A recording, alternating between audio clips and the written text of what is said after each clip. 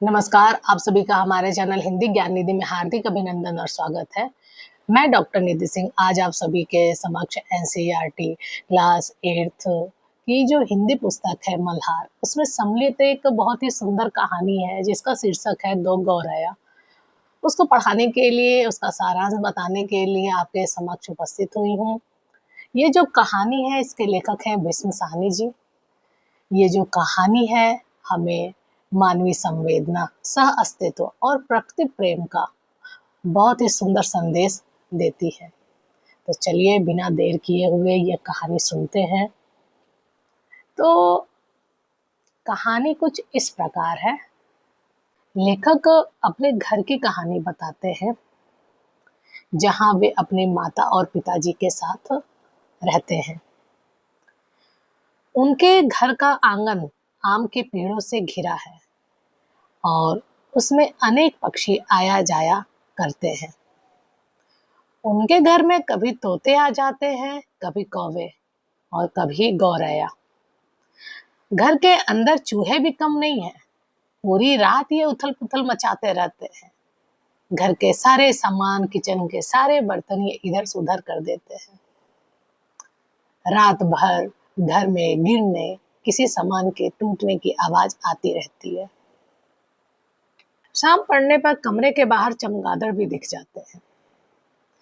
इसलिए पिताजी मेरे हमेशा अक्सर कहते थे कि ये घर मनुष्यों का नहीं है, बल्कि इन जीव जंतुओं का है। मानो वे घर के असली मालिक हो और हम किराएदार हैं। तो एक दिन की बात है, दो गौरैया की जोड़ी घर के अंदर आ जाती है और पंखे पर बैठकर वहां तिनके जमा करके घोंसला बनाना शुरू कर देती है। पहले पहल जब पिताजी उन्हें देखते हैं तो उन्हें सोचते हैं यहाँ से मैं भगा देता हूँ। बहुत कोशिश करते हैं उन्हें भगाने की। उन्हें लगता है कि कहीं वो घर को गंदा ना कर दे। उनके तिनके से पूरा घर कहीं उलट पुलट ना हो जाए, क्योंकि पहले से ही घर में बहुत सारे जीव जंतु अपना बसेरा बनाकर रह रहे हैं।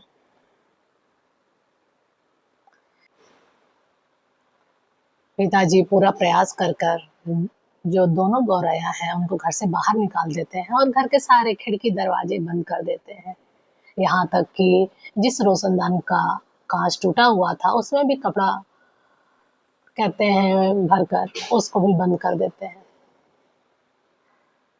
दोनों गौरैया बाहर ही रहती हैं, लेकिन वहां से उड़कर कहीं जाती नहीं है। उसके बाद पिताजी जो पंखे में गौरैयों ने घोंसला बना रखा होता है, उस घोंसले को भी वो हटाना चाहते हैं। वो मेज पर चढ़ते हैं और जैसे ही घोंसला हटाने के लिए वो अपना हाथ ऊपर करते हैं, तभी उन्हें वहां से दो बहुत मासूम से गौरैया के छोटे छोटे बच्चे झांकते दिख जाते हैं। पिताजी उन्हें देखते हैं और उनका हृदय पूरा करुणा से भर जाता है। वो टेबल से नीचे उतर जाते हैं और बैठ जाते हैं। थोड़ी देर बाद माँ के कहने पर वो दरवाजे खिड़की सब खोल दिए जाते हैं। थोड़ी देर बाद ही गौरैयों के माता पिता अंदर आकर अपने बच्चों को दाना खिलाने लगते हैं। यह दृश्य एक सजीव पारिवारिक मिलन जैसा प्रतीत होता है। अब पिताजी भी उस दृश्य को देखकर मुस्कुराते हैं और उनके भीतर बदलाव स्पष्ट दिखता है। इस प्रकार ये कहानी यहीं पर समाप्त हो जाती है। यह पाठ केवल एक घर की घटना नहीं है, बल्कि मानव प्रकृति के सह अस्तित्व की मिसाल है। गौरैयों की बार बार वापसी, बार बार भगाने के बाद भी वो बार बार घर में आ जाती हैं।